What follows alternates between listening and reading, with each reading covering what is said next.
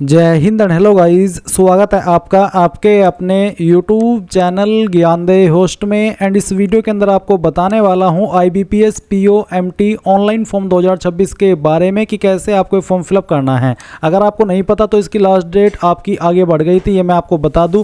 But जो आपकी आगे बढ़ी थी वो आपकी 26 जुलाई 2026 तक बढ़ी थी, यानी कि उसमें आपके पास सिर्फ एक ही दिन बचा है। तो 26 जुलाई 2026 तक आप इस फॉर्म को भर सकते हैं रात 11:59 तक, क्योंकि अब आपकी ये दोबारा डेट भी आगे नहीं बढ़ेगी। एंड ये आपके पास बिल्कुल अंतिम मौका है। ये सेकंड मौका आपको मिला था, अब इस सेकंड मौके का भी अगर आपने फ़ायदा नहीं उठाया तो गाइज फिर तो आपको नेक्स्ट ईयर तक वेट करना होगा इस फॉर्म को भरने के लिए, क्योंकि ये एवरी ईयर फॉर्म निकलते हैं। अब इस वीडियो के अंदर आपको सारी चीज़ें अच्छे से बताई जाएगी, जैसे कि फ़ोटो कैसे अपलोड करना है, फोटो में अगर आपको कोई शो आ रहा है तो कैसे आपको चीज़ें सोल्व करके चीज़ों को ध्यान में रखते हुए अपना फोटो अपलोड करना है, चाहे वो लाइव फोटो या फिर जो आप डिवाइस से अपलोड करेंगे वो हो। सिग्नेचर कैसे अपलोड करना है, कैसे आपको बाकी की क्वालिफिकेशन की जानकारी, डॉक्यूमेंट की डिटेल्स, ये सब इसमें फिल करना है। सारी चीज़ें अच्छे से एक्सप्लेन की जाएगी। इसके लिए आपको वीडियो को बिना स्किप के पूरा देखना है। तो चलिए शुरू करते हैं। फटाफट से वीडियो को लाइक शेयर करके चैनल को सब्सक्राइब कर ले, और जो लिंक वीडियो के डिस्क्रिप्शन में दिया हुआ है आप ओपन कर लेना। जानने को मिलेगा, जैसे कि मैंने अभी बताया भी, कि 26 जुलाई 2026 आपकी लास्ट डेट एक्सटेंड होकर के बाद की डेट है। एंड फीस इसमें जनरल OBC WS के लिए 850, SC ST PH के लिए 175 है। एंड एक चीज़ मैं मेंशन करना आपको भूल गया, जो कि आपने शायद अभी तक नोटिस कर भी ली होगी, कि इसमें आपकी पहले वैकेंसी कम थी, जो कि अब बढ़ा करके 7365 कर दी गई। ये तभी बढ़ाई थी जब आपकी लास्ट डेट आगे बढ़ी थी। एंड इसमें अब आप ये देख सकते हैं कि कौन से बैंक के अंदर किस कैटेगरी में कितनी वैकेंसी कर दी गई है। एज लिमिट यहाँ पर दी गई है, बाकी का आपका एग्जाम पैटर्न, सिलेबस, ये सारी चीज़ें यहाँ पर मेंशन है। अब आपने पूरी जानकारी जान ली। अगर आप इसमें एलिजिबल है और आप ये फॉर्म भरना चाहते हैं इस सेकंड मौके का फ़ायदा उठा करके, तो इंपॉर्टेंट लिंक के सेक्शन से अप्लाई ऑनलाइन लिंक ओपन कीजिए।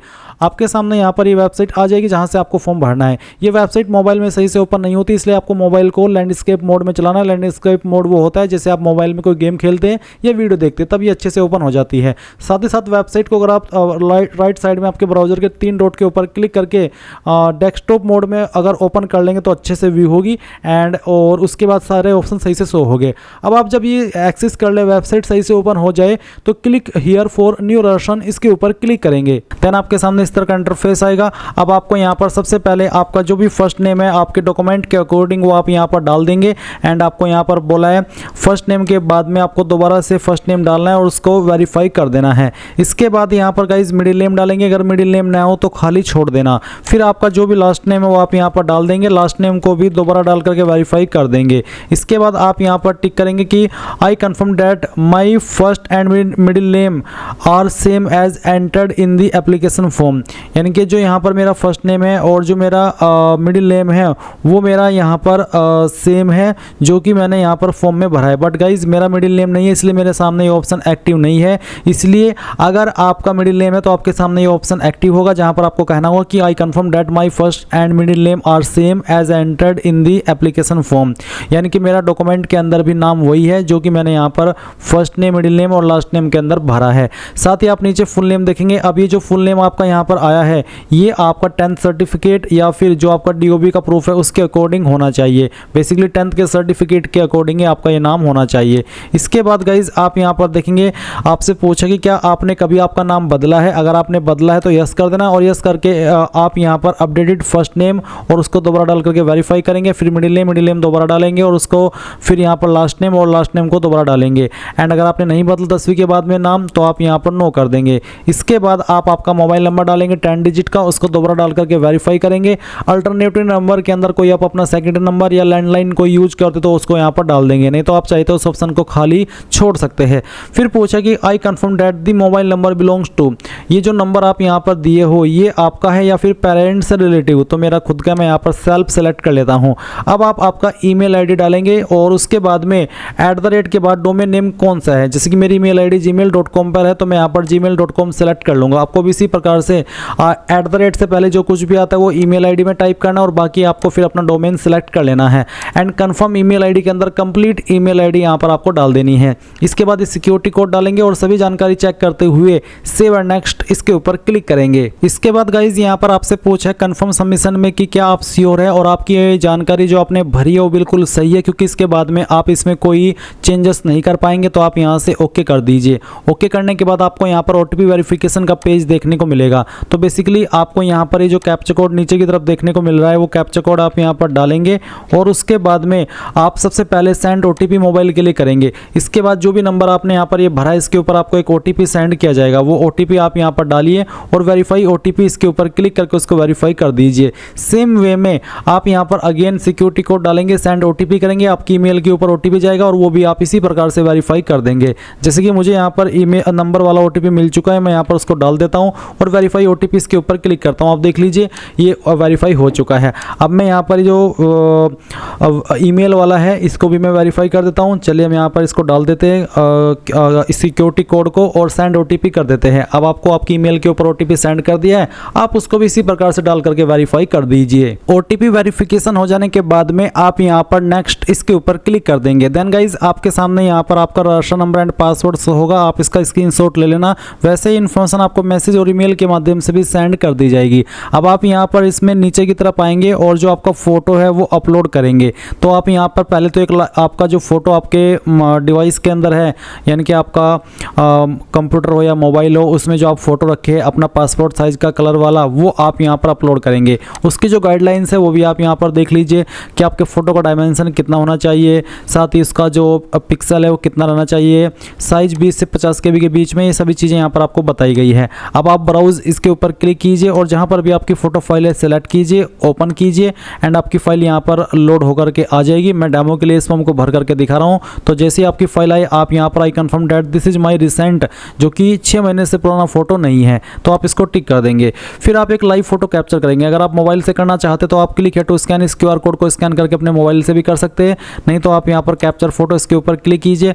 आपका जो कैमरा है वो ऑन हो जाएगा। जैसे आपका कैमरा ऑन हो और आप यहाँ पर इसमें कैमरे में आए तो आपको आपका फोटो कैप्चर कर लेना है, सेव कर देना है। सेव करने के बाद में आपका यहाँ पर कैप्चर्ड फोटो आएगा, उसके बाद में आप यहाँ पर इसको टिक कर देना। अगर गाइज आपका यहाँ पर कैप्चर्ड इमेज इस तरह से आए रिजेक्टेड रीजन में, आपको रीजन बताया जाए कि जैसे कि मैंने जो फोटो यहाँ पर अभी कैप्चर किया तो उसमें आ रहा है कि बैकग्राउंड नोट प्लेन और white, only 60% white, please capture valid photo as per the guidelines, यानी कि जो आपकी गाइडलाइंस है उसके अकॉर्डिंग आप आपका फोटो कैप्चर कीजिए और जो भी यहाँ पर आपको एरर देखने को मिले उसको रेक्टिफाई करके अपना फोटो अगेन कैप्चर कीजिए। फिर आप यहाँ पर आपका सिग्नेचर अपलोड करेंगे, तो आप ब्राउज इसके ऊपर क्लिक कीजिए और जहाँ पर भी आपकी सिग्नेचर की फाइल है वो आपको सिलेक्ट कर लेनी है। सिग्नेचर का साइज 10 से 20 KB के बीच में रहना चाहिए। फाइल सेलेक्ट कीजिए, ओपन कीजिए, आपका जो सिग्नेचर है वो यहाँ पर अपलोड हो जाएगा। फिर आप यहाँ पर टिक करेंगे एंड देन नीचे नेक्स्ट के ऊपर क्लिक कर देंगे। अब यहाँ पर आपके सामने बेसिक डिटेल आएगी आपके फॉर्म की। तो सबसे पहले आपको आपकी कास्ट कैटेगरी सेलेक्ट करनी है, जैसे कि जनरल, EWS, OBC, NCL यानी कि नॉन क्रीमी लेयर, ST या फिर SC, जो भी है आपकी कैटेगरी वो आप सेलेक्ट कर लीजिए।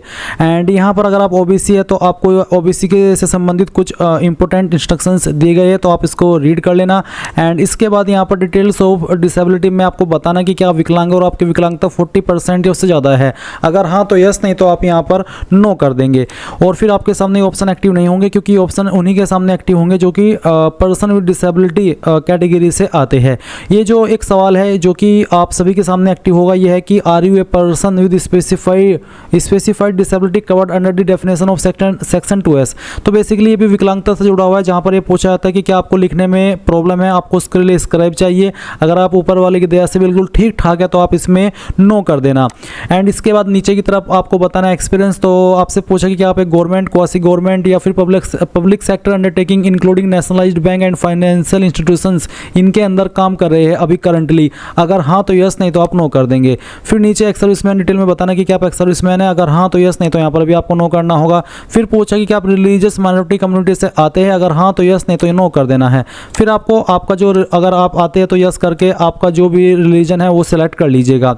इसके बाद नीचे की तरफ पूछा है कि CWCRP में have you appeared for the CWCRP POMT alert, क्या आपने पहले भी दिया है, आप इसमें अपेयर्ड हुए हैं। अगर हुए हैं तो आप यस कर देना। यस करने पर आपको यहाँ पर बताना है कि आपने कितने अटैम्प्ट्स दिए हैं और साथ ही आपको बताना है कि आपका इसके पहले का अटैम्प्ट कौन सा था। जो भी था आपका लास्ट अटैम्प्ट वो आप सिलेक्ट कर लेंगे। नहीं हुए अपेयर्ड, फ्रेशर है बिल्कुल, तो नो कर देना। फिर नीचे आपको अप्रेंटिसशिप की जानकारी देनी है। आपसे पूछा कि आप ट्रेंड अप्रेंटिस हैं any of the participating public sector banks या फिर स्टेट बैंक ऑफ इंडिया या फिर एनी अदर BFSI सेक्टर। अगर है एक ट्रेंड अप्रेंटिस आप तो यस कर देना। यस करने पर आपको यहाँ पर उसकी जानकारी देनी होगी, कौन सा बैंक है, टाइम ऑफ पीरियड, ये सब डिटेल्स बतानी होगी। नहीं है तो नो कर दीजिएगा। फिर एक और सवाल पूछा है कि did you register on national apprenticeship training scheme NATS, यानी कि जो पोर्टल NATS या NAPS का, क्या आप इसके ऊपर अप्रेंटिस में अप्लाई करने से पहले रजिस्टर किए थे? अगर हाँ तो यस, नहीं तो आप नो कर देंगे। अगर आप किए हो रजिस्ट्रेशन इसके ऊपर तो यस करके उसका नंबर डाल देना, नहीं किए हो तो आप नो कर देना। उसके बाद नीचे की तरफ आपको नेशनलिटी अपनी सिलेक्ट कर लेनी है, इंडियन। फिर यहाँ पर आपको स्टेट बतानी है कि कहाँ पर आप आपका जो एग्ज़ाम सेंटर है वो रखना चाहते हैं। तो जो भी रखना चाहते हैं जिस जगह पर, उसकी वो स्टेट आप सिलेक्ट कर लीजिए। फिर आपको यहाँ पर जो आपका प्रीलिम एग्ज़ाम है उसकी लोकेशन, या फिर कह लीजिए कि उसका सेंटर आप किस लोकेशन को देना चाहते हैं वो आप सिलेक्ट कर लीजिए। फिर उसके बाद में जो आपका एग्ज़ाम 2 है वो आप कौन से लोकेशन पर देना चाहते हैं। बेसिकली ये आपकी प्रेफरेंस फर्स्ट है और ये आपकी प्रेफरेंस 2 है। इसके बाद आपको मेन एग्जाम की प्रेफरेंस देनी है, जैसे कि मैं यहाँ पर आपको दे करके दिखा रहा हूँ, फर्स्ट, और फिर उसके बाद में यहाँ पर सेकंड। एंड देन नीचे आपसे आईडी प्रूफ का एक ऑप्शन आएगा जहाँ पर पूछा कि कहा है कि I intend to bring the following ID when appearing for the examination. तो आप इसके ऊपर टिक करके, और यहाँ पर साथ इसका मतलब ये भी है कि I confirm my name on this ID and this application exactly match, यानी कि जो आईडी मैं यहाँ पर दे रहा हूँ उसमें और जो फॉर्म के अंदर मैंने नाम भरा है उसमें मेरा नाम एग्जैक्टली सेम है। और अब आप यहाँ पर वो आईडी सेलेक्ट कर लेंगे जिसमें अंदर आपका नाम सेम है और जो आपने फॉर्म के अंदर भरा है।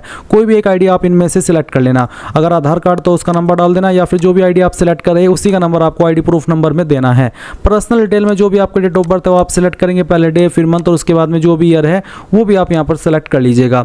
उसके बाद में गाइज आपको आपका जेंडर बताना है, मैरिटल स्टेटस बताना है जो भी है, आधार कार्ड का number, I consent for you जो आधार, यहाँ पर अगेन आपको आधार कार्ड का नंबर देना है, पैन कार्ड का नंबर देना है। एंड देन यहाँ पर do you have a twin triplet brother sister, क्या आप जुड़वा तिड़वा या चौथवा भाई बहन है? अगर है तो आपको यहाँ पर यस कर देना है, नहीं तो नो कर देंगे।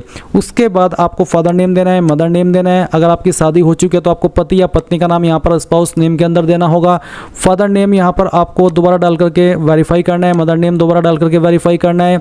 उसके बाद में यहाँ पर एक ऑप्शन है I have declare that my name is the same as my father's और मदर्स नेम, यानी कि अगर आपका नेम इज़ द सेम है, जैसे कि फादर नेम और मदर नेम, अगर आपके सामने ऑप्शन एक्टिव है तो ही आपको उसका आंसर करना, अगर एक्टिव नहीं है तो इसको छोड़ देना, इग्नोर करना। अब आप यहाँ पर प्रेजेंट एड्रेस भरेंगे, तो एड्रेस लाइन 1, 2, 3 के अंदर थोड़ा थोड़ा पार्ट आपके एड्रेस का डाल देना, और उसके बाद में जो आपकी स्टेट है वो सिलेक्ट कर लेना, डिस्ट्रिक्ट कौन सी है वो डिस्ट्रिक्ट आपको सिलेक्ट कर लेनी है, और अपना पिन कोड भी यहाँ पर आपको डाल देना है। फिर पूछा कि आपका परमानेंट एड्रेस और प्रेजेंट एड्रेस सेम है, अगर सेम है तो इसके ऊपर टिक कर दीजिएगा, सेम नहीं है तो अनटिक करके अलग से अपना परमानेंट एड्रेस भर देना। फिर किस एड्रेस के ऊपर आप अपनी एप्लीकेशन फीस की GST इनवॉइसिंग यानी कि जो स्लिप मिलती है पेमेंट करने के बाद में वो भिजवाना चाहते हैं वो सिलेक्ट कर ले। अब आप नीचे आएंगे और सेव नेक्स्ट के ऊपर क्लिक करेंगे। गाइज यहाँ पर जो आगे का प्रोसेस मैं आपको बता रहा हूँ ये मैंने अभी रिकॉर्डिंग की, तो उसके बाद में जब मैंने रिकॉर्डिंग को चेक किया तो कुछ पार्ट का जो ऑडियो है वो ख़राब हो गया। इस वजह से मैं यहाँ पर अगेन स्क्रीन रिकॉर्डिंग से अपनी ही डिटेल्स आपको बोल करके समझा रहा हूँ ताकि आपको अच्छे से समझ आ सके। तो जैसे ही आप सेव नेक्स्ट करेंगे आपके सामने क्वालिफिकेशन का सेक्शन आएगा। मैं आपको बता दूं कि आपकी क्वालिफिकेशन 21 जुलाई 2026 तक कंप्लीट हो जानी चाहिए, जिसकी इसके बाद में होगी वो अप्लाई करने के लिए एलिजिबल नहीं होगा। अब आप यहाँ पर नीचे की तरफ आएंगे और उसमें 10वीं की इन्फॉर्मेशन देंगे। तो 10वीं आपने कौन से बोर्ड से किया उस बोर्ड का नाम आपको यहाँ पर लिख देना, चाहे आपका कोई सा भी बोर्ड है वो आप यहाँ पर लिख देना। कौन सी डेट में पास किया वो डेट आपको सेलेक्ट कर लेना है, पहले डे सेलेक्ट कर लेंगे, फिर मंथ, और उसके बाद में ईयर आपका यहाँ पर डेट ऑफ बर्थ आ जाएगा। फिर आपकी परसेंटेज डालेंगे, अगर आपके नंबर CGPA के अंदर है तो आप उनको परसेंटेज में कन्वर्ट करके फिल करेंगे, क्योंकि यहाँ पर उस आपका CGPA का डालने का ऑप्शन नहीं है। फिर आप ग्रेजुएशन की जानकारी भरेंगे, आपको बताना कि कौन से इंस्टीट्यूट या यूनिवर्सिटी से आपने आपकी ग्रेजुएशन की है, कौन सी है आपके पास इनमें से क्वालिफिकेशन। अगर इनमें है तो ठीक है, नहीं तो आप यहाँ पर अदर्स के ऊपर क्लिक करके खुद से अपनी क्वालिफिकेशन का नाम दे सकते हैं, बट अगर इन्हीं में है तो यहाँ से सेलेक्ट कर लेना। उसके बाद इसी प्रकार से आपका स्पेशलाइजेशन सब्जेक्ट सेलेक्ट करना, इनमें नहीं है तो अदर के ऊपर क्लिक करके खुद से भर देना। फिर आप डेट ऑफ पासिंग बताएंगे कौन सी डेट में आपने आपकी ग्रेजुएशन कंप्लीट कर ली थी। इसके बाद जैसे ही आप ये डिटेल्स यहाँ पर फिल कर देंगे तो आपको आपकी परसेंटेज बतानी है, अगर CGPA में तो आप उसको कन्वर्ट करके परसेंटेज में भरेंगे। अब फिर अगर आपके पास कोई पोस्ट ग्रेजुएशन है, प्रोफेशनल क्वालिफिकेशन, उसकी जानकारी देंगे, नहीं तो खाली छोड़ देंगे। अब आपसे पूछे do you operating and working knowledge in computer system, अगर आपको कंप्यूटर की नॉलेज है अगर तो आप यस कर देंगे। यस करके आपको बताना हो कि सर्टिफिकेट है या फिर आपके पास यहाँ पर कोई डिप्लोमा है, अगर कोई डिग्री है तो आप डिग्री सेलेक्ट कर लेंगे, या फिर 10वीं के अंदर आपने पढ़ा है वन ऑफ सब्जेक्ट के रूप में तो बताएंगे कि कंप्यूटर एज ए सब्जेक्ट या फिर IT एज ए सब्जेक्ट, जो जो भी है बेसिकली वो आप यहाँ पर सिलेक्ट कर लेंगे। ये सिलेक्ट करने के बाद में नीचे आएगी आपके सामने एक्सपीरियंस की जानकारी। तो अगर आप एक्सपीरियंस है तो इसमें आप यहाँ पर बताएंगे कि अभी करंटली काम कर रहे हैं, अगर हाँ तो यस, और नहीं कर रहे हैं करंटली काम तो आप इस ऑप्शन में नो कर देना। फिर नेम ऑफ द एम्प्लॉयर के अंदर कंपनी का नाम या बैंक का नाम जहाँ पर आपने काम किया है, और उसके बाद में डेजिग्नेशन यानी कि कौन सी पोस्ट पर आकर के काम किया है उस पोस्ट का नाम आप यहाँ पर लिख देंगे। फ्रॉम में वो डेट जब आपने जॉब ज्वाइन की थी, और टू के अंदर वो डेट जब तक आपने जॉब ज्वाइन की, जॉब करी थी। नेचर ऑफ ड्यूटीज़, कोई भी आपका जो जॉब का नेचर था वो आप बता देंगे, और क्यों जॉब छोड़ी इसका कोई छोटा मोटा रीजन जो आप देना चाहे अपनी मर्जी से दे सकते हैं। ये देने के बाद नीचे आएंगे और एक सवाल पूछा कि क्या आप जो प्री एग्जाम ट्रेनिंग मिलती है ऑनलाइन मोड में SC ST OBC और रिलीजियस माइनॉरिटी कम्युनिटी को क्या आप वो लेना चाहते हैं, उसके लिए आप इंटरेस्टेड है, हाँ तो यस, नहीं तो नहीं। इसमें चाहे आप यस करें चाहे नो करें, आपके ऊपर फॉर्म पर प्रभाव नहीं पड़ेगा, ये आपकी मर्जी है। फिर आपसे पूछा कि आप किसी केस में prosecution, detention, fine, conviction, sentence किए गए हो, दोषी ठहराए गए हो कोर्ट के द्वारा किसी भी ऑफेंस में, तो आप यहाँ पर यस कर देना, नहीं तो आप नो कर देंगे। इसके बाद लैंग्वेज कौन कौन सी आती है वो लैंग्वेज आपको सेलेक्ट करनी है, जैसे कि हिंदी आपको पढ़नी आती है, लिखनी आती है और बोलनी आती है। फिर सेकंड लैंग्वेज जो भी आती है जैसे कि पढ़नी, लिखनी और बोलनी इंग्लिश आई तभी ऑन करना, नहीं तो आप इसको ऑफ कर देना। कोई तीसरी लैंग्वेज आती है तो अदर सेलेक्ट करके उस लैंग्वेज को यहाँ पर मेंशन कर देना, चाहे वो तमिल हो, तेलुगु, मलयालम हो, उर्दू हो, संस्कृत हो, जो भी है वो आप यहाँ पर लिख देना और उसका स्टेटस बता देना। अब आप सेव एंड नेक्स्ट के ऊपर क्लिक करेंगे। इसके बाद आपके सामने यहाँ पर जो आपकी बैंक प्रेफरेंसेस का ऑप्शन है वो आ जाएगा। तो गाइज आपको बताना है कि कौन से बैंक को आप किस नंबर पर प्रेफरेंस देना चाहते हैं। अगर मैं आपको नोटिफिकेशन पर लेकर के चलूँ तो आप यहाँ पर नोटिफिकेशन में देख सकते हैं कि कौन से बैंक के अंदर किस कैटेगरी में टोटल कितनी वैकेंसी निकाली है। तो यहाँ से आप एक बार देख लें और फिर उसके अकॉर्डिंग अपनी मर्जी से जिस बैंक को जिस नंबर पर प्रेफरेंस देना चाहते हैं इस तरह से आप यहाँ पर टिक कर दीजिए। सभी बैंक को प्रेफरेंस देना अनिवार्य है। उसके बाद आप नीचे आएंगे और सेव एंड नेक्स्ट कर देंगे। फिर यहाँ पर आपके सामने आपके फॉर्म का प्रीव्यू आएगा, जो भी जानकारी शुरू से लेकर अभी तक आपने भरी है सभी को चेक करेंगे और यहाँ पर आई एग्री के ऊपर क्लिक करके सेकंड ऑप्शन पर आप तभी टिक करेंगे जब आपका नाम आपकी आईडी के अंदर और जो आपने इस फॉर्म के अंदर भरा है वो सेम है। अगर वो सेम नहीं है तो आपको तीसरे के ऊपर टिक करना होगा, बट अगर आपका आईडी और फॉर्म के अंदर जो नाम है वो सेम है तो आप सेकंड ऑप्शन के ऊपर टिक करेंगे। एंड नीचे फिर आपको यहाँ पर इसमें कंप्लीट रजिस्ट्रेशन इसके ऊपर क्लिक करना है और फिर यहाँ से आपको ओके कर देना है। ओके करने के बाद आप यहाँ पर डॉक्यूमेंट्स अपलोड की जो लिस्ट है वो देखेंगे। गाइज यहाँ पर आपको आपका लेफ्ट थंब इंप्रेशन अपलोड करना है, हैंड रिटन डिक्लेरेशन अपलोड करना है। साथ ही आपको यहाँ पर बता दूं कि हैंड रिटन डिक्लेरेशन कहाँ से मिलेगा। जो लिंक मैंने वीडियो को डिस्क्रिप्शन में दिया इसको ओपन करके आप यहाँ से लाइन नोट करेंगे कोरे कागज पर। नेम ऑफ द कैंडिडेट की जगह पर आपको बस अपना नाम लिख देना और बाकी लाइन यही लिखनी है। फिर आप यहाँ पर आपका थंब इंप्रेशन अपलोड करना है, इसका साइज 50 KB से कम होना चाहिए। फाइल सेलेक्ट कीजिए और उसके बाद में ओपन कर दीजिए, आपकी फाइल आएगी और आप यहाँ से इसको ओके कर देना। फिर जो हैंड रिटन डिक्लेरेशन है उसकी फाइल सेलेक्ट करना और फिर यहाँ से ओपन कर देना, आपकी फाइल यहाँ पर आ जाएगी। इसके बाद आप यहाँ पर 10वीं का सर्टिफिकेट अपलोड करेंगे जो कि PDF के फॉर्मेट में करना है। तो अगर आपका ये इमेज में आप उसको PDF में कैसे बनाएंगे जान लें। आपको गूगल के अंदर आना है और सर्च करना है इमेज टू PDF। पहले वाली वेबसाइट जो आएगी इसको ओपन कर लेना। उसके बाद में आपका जो भी फाइल है वो आप सिलेक्ट कर लेना। मैं डेमो के लिए यहाँ पर एक फाइल सेलेक्ट करता हूँ और फिर कन्वर्ट टू PDF के ऊपर जैसे आप क्लिक करेंगे तो फाइल PDF के अंदर कन्वर्ट हो जाएगी एंड वो फाइल फिर आप यहाँ पर अपलोड कर देंगे। उसमें आपको फाइल में कोई स्पेस नहीं देना फाइल नेम में और इसके बाद आप यहाँ पर इसके ऊपर टिक कर देंगे। सेकंड ऑप्शन के ऊपर टिक तभी करना जब आप अपनी डिटेल्स डिजिलॉकर से फैच कराना चाहे, जिसमें कि आपका नाम, DOB, मोबाइल नंबर, जेंडर, आधार, ये सब डिटेल्स आपकी वहाँ से फैच होती है। तो ये करना कंपलसरी नहीं है। नहीं कराना चाहते तो नो कर दीजिए, कराना चाहते तो यस करके डिजिलॉकर की वेबसाइट पर आपको ट्रांसफर किया जाएगा और फिर वहाँ पर आप लॉगिन होकर के अपनी परमिशंस को अलाउ कर देंगे एंड देन आप यहाँ पर नीचे सिक्योरिटी कोड डालेंगे और सेव एंड नेक्स्ट के ऊपर क्लिक कर देंगे। अब आपके सामने यहाँ पर इस तरह का इंटरफेस आएगा तो आपको ये सिक्योरिटी कोड डालना है और इसको डालने के बाद में नीचे सबमिट के ऊपर क्लिक कर देना और यहाँ से ओके करना है। अब आपको पेमेंट के पेज पर ट्रांसफर किया जाएगा। आप आपकी फीस ऑनलाइन माध्यम में जिस माध्यम का इस्तेमाल करके जमा करना चाहे कर सकते हैं, जैसे कि credit, debit card, net banking, UPI। अगर UPI तो शो QR इसके ऊपर क्लिक करना है, इस QR कोड को स्कैन करके पेमेंट कर देना। जैसे फीस पे हो जाएगी तो ऑटोमेटिकली यहीं पर आपको रिडायरेक्ट किया जाएगा जहाँ से आपने फॉर्म फिल करना स्टार्ट किया तो आप अपने फॉर्म का फाइनल प्रिंट आउट ले पाएंगे। एंड इस प्रकार से गाइज आप लोग IBPS PO MT online form 2026 भर पाएंगे। आई होप ये प्रोसेस आपको पसंद आया होगा। So thanks for watching. जय हिंद।